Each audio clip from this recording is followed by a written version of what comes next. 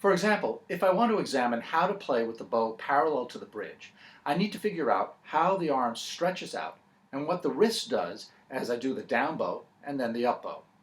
It's actually quite a complicated series of interactions and motions. I can do lots of exercises with the cello and bow. For example, putting the bow on top of the bridge and just making sure as I go out that it's parallel to the bridge and staying on top of the bridge.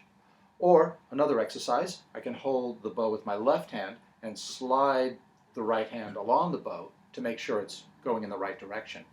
And of course I can look in a mirror. But to really get it, I think it's helpful to put away the cello and the bow and just figure out how the arm has to move.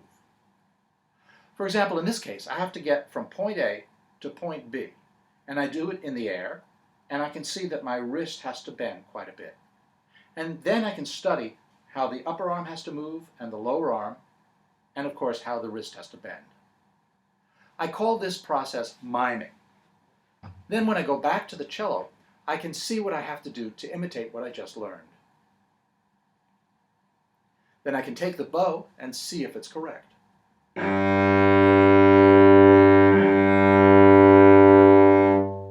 And with a few repetitions back to miming, I can easily relearn the physical motions that are required.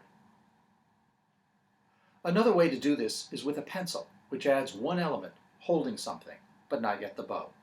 I can also experience how easily I can hold the light pencil and imagine I can do that with the bow.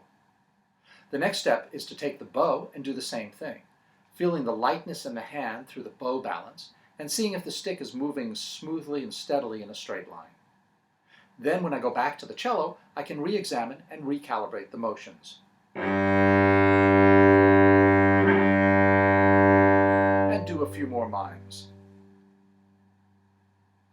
With my students, I find that they learn the correct bow angle much more quickly if they do this miming. Miming is particularly good for practicing vibrato. I can do this in the air, or I can do it on the arm, focusing on the different vibrato types, rotational and longitudinal, or on width and speed, or continuous vibrato, etc. The arm feels soft and spongy, not like Casals' wooden wife, and it's a great feeling to take back to the cello when you vibrate on the fingerboard. I like to do similar mimes for shifting, figuring out the motions involved, and especially the importance of moving the upper arm first in shifts. When working on shifts with the actual cello, we often think about the hand moving from place to place. Even if we know that the arm initiates the shift, it's hard to keep from focusing on the goal of going from note to note. I like to use the mantra preparation and release, preparation of the arm and release of the fingers. It's really healthy to again practice the preparation motion away from the cello so that I'm not distracted by the sound of the shift or the intonation or the slide, etc., but rather thinking about the physicality of the motion. I like to do this in the air or on my arm. And one of my favorite mimes is using the noodle. In this case, we have something that's similar to the fingerboard, but not exactly the same, and we can relearn the shifting technique on something soft. We can apply these miming techniques to any number of different tasks.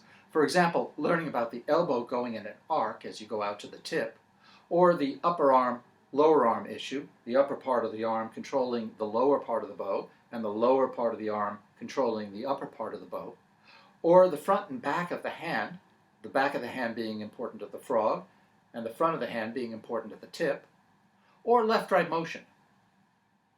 For example, in practicing the 4 basic bow distribution examples that I mentioned in the blog on open strings, you can mime each of those to organize and coordinate the movements and focus on the parts of the arm.